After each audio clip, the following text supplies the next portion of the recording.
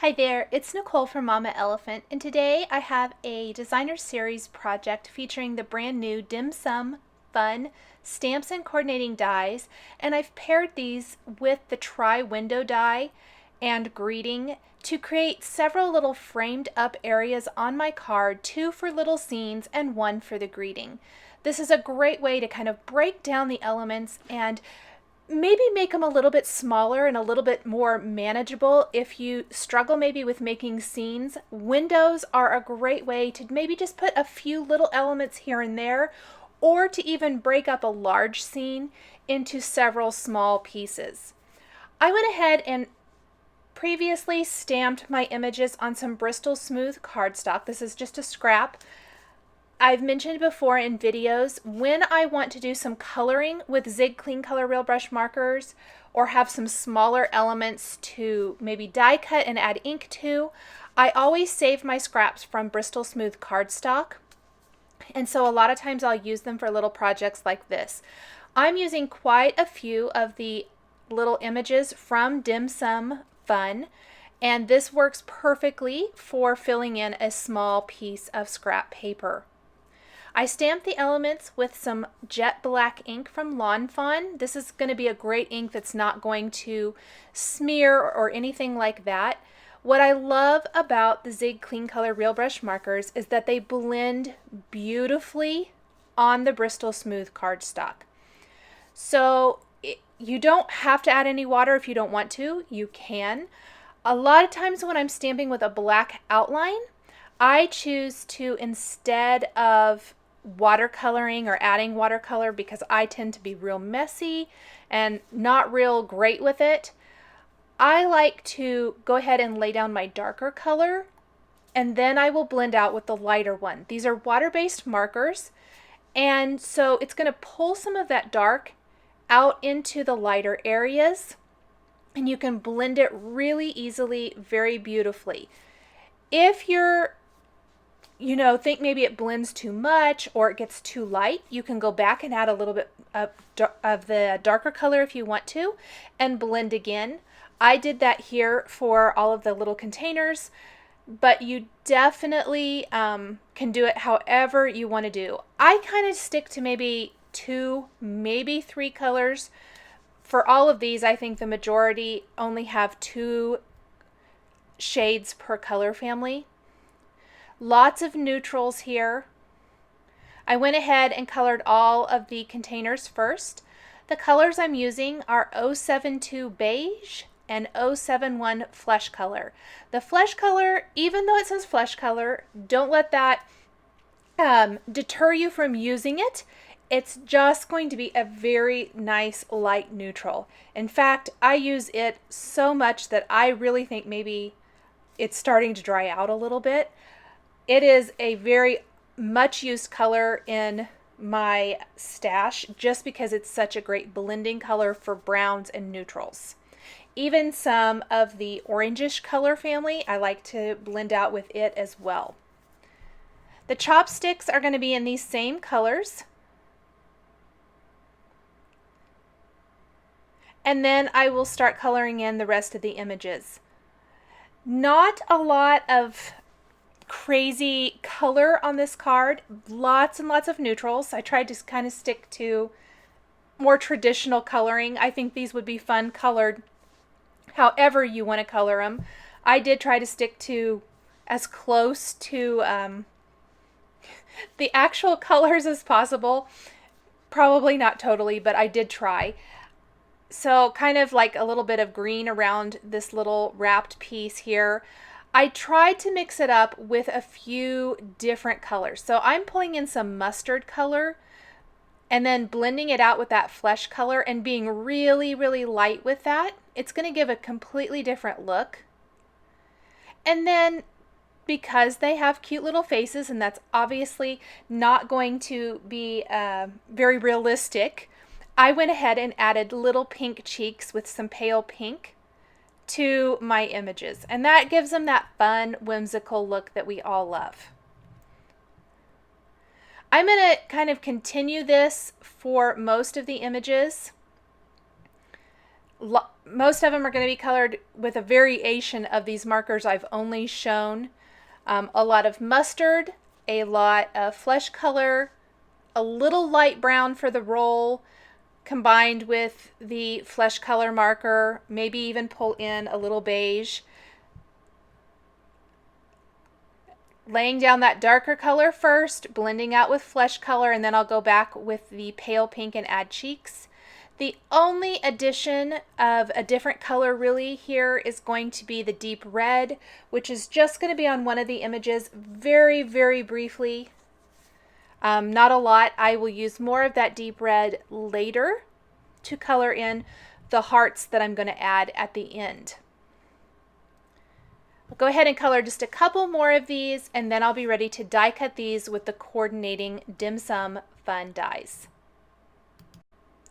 The awesome thing about the Dimsum Fun dies is that the two dishes here will cut a little slit so that you can tuck the different pieces into those dishes and you don't have to actually cut anything yourself, which I think is fantastic.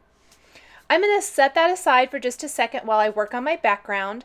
I've got a piece of fun foam that I've applied Stick It to both sides of this, and then I'm going to remove the backing paper from one side. After I put the Stick It on both sides of the fun foam, I like to run it through the Big Shot. It's going to make the Stick It really stick to that fun foam really well.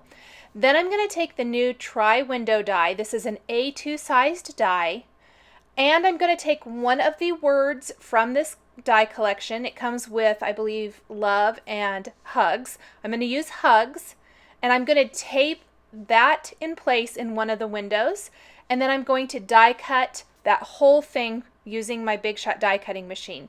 It's Bristol. I use Bristol smooth cardstock because I do want to do ink blending on my frame.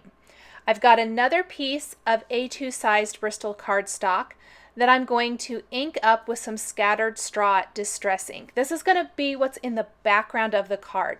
When I was trying to figure out what color I wanted to use to design the background of my card, I really struggled. A lot of times I go for something much more colorful. I considered a blue, a very light blue, green. I think green would have actually been kind of nice, but I really couldn't figure it out. And I thought I would stick with the more neutral color palette, and I went with yellow. And I'm glad that I did because I think it's the perfect backdrop for these images. I spritzed the background with water from a distress sprayer, and I'm going to blot it dry. Gives it a little bit more of that distressed look that I just always seem to really like.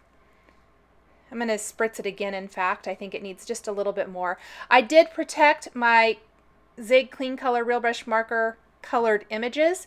If you get them spritzed with water, unlike alcohol ink images, that is going to make those water-based markers, it's going to spread or bleed. So you need to be kind of careful when you have water somewhere else on your work desk. I'm going to pop out my frame first, and it's not going to pop out perfectly. I actually used a craft knife to pop out all those center sections, mostly because two of those that I didn't die cut a word from can be used to die cut something else later on. I keep all of my scraps of Stick It and Fun Foam and cardstock because I'm always needing a small piece for something. On the frame, I'm going to combine Wild Honey and Scattered Straw Distress Ink. I was going to do all Wild Honey, but I really love the ombre of light to dark, and so I went with the Scattered Straw at the top. Once I have a nice seamless transition, I'm going to spritz this frame with water from a distress sprayer as well. I think it really goes nicer with the background of the card this way. Blot that dry, and you'll see some nice light distressed areas pop up. And here's kind of what it's going to look like. Now, I didn't pop the word hugs out, and that is on purpose. The outside part, the negative part of that frame, is really going to help me line it up perfectly. I did go ahead without the video camera on and ink this up with a little Gathered Twigs Distress ink, and then I'm going to pop out the letters. Unfortunately, my G and my S did not pop out as nice as everything else, so I'm going to have to reposition my negative portion, line these up, and just fix it that way. But I wanted the hugs to be dimensional like the frame. This is only a portion of the greeting. Hugs is going to be the big die-cut dimensional word, and then I'm going to layer another word over, or another phrase rather, over this here in just a second. I'm going to go ahead and remove the backing paper from the tri-window frame, adhere that to my background, and I can start putting together my little scenes in the windows. You'll see here, this is the little slit I was talking about in the die where you can tuck the food inside, which I think is so super cute. And it's really interchangeable, so any of the pieces that you want to do there, you can. Then I'm going to simply build scenes in each window. What I think ends up happening is the two windows with the stamped and colored images are going to be super full, and even with the addition of the layered stamped and embossed phrase on vellum that I'm going to put over the word hugs, it seems a little top heavy to me. And to round that out and to give it a little bit more of a balanced feeling, I'll be stamping some little hearts on either side of the word hugs, and that really helps kind of, at least to the eye, balance it out really nicely. And it's such an easy, simple way to do that. I considered stamping and coloring additional images to put down there, and they just didn't really fit. So if you come to that, little hearts, little stars, sequins, things like that always seem to be a nice finishing touch. Go ahead and add a couple more images here. I did have to stamp and color a couple more just because I felt like that top window needed to be filled up just a tiny bit more. But they're colored exactly the same as I showed earlier in the video. I'm using some Zotzbling glue dots to attach the smaller pieces. And then I'm going to take a black glaze pen and add detail to the eyes and noses, or eyes and mouths, I guess it's not noses, mouths, on the little faces on the food. This is always a finishing touch that I like to add that really makes the faces pop and makes them much more the focal point. Some little white dots for the cheeks is another fun touch. A nice little finishing element. I'm going to do that for all of these, and I'm just going to spin my paper around so I don't accidentally get my hand in any of that black glaze pen before it dries. I've done that before and smeared it everywhere, and that's always so frustrating. So here are the little hearts that I'm stamping. This is from the Dimsum Fun stamp set. I've also stamped and embossed a greeting from the same stamp set on vellum using white embossing powder, trimmed it into a thin strip, and layered it over the word hugs. For those hearts, they are stamped on the background themselves, and I'm using the deep red and the pale pink zig markers to color those in. 3 of them, 2 in one of the windows, 1 in the upper window. And here is where I'm going to kind of balance out those 3 windows by stamping the hearts on both sides of the greeting. Color those in just like I did the others with the deep red and pale pink zig markers. I'll attach this to a white top fold card base, and my card is all finished. Thanks for joining me today for this Mama Elephant Designer Series project featuring the Dimsum Fun stamps and dies. The supplies I used are listed and linked below the video here on YouTube. Here are a couple more cards featuring Mama Elephant stamps and dies that you might be interested in. Thanks for watching, and we'll catch you next time.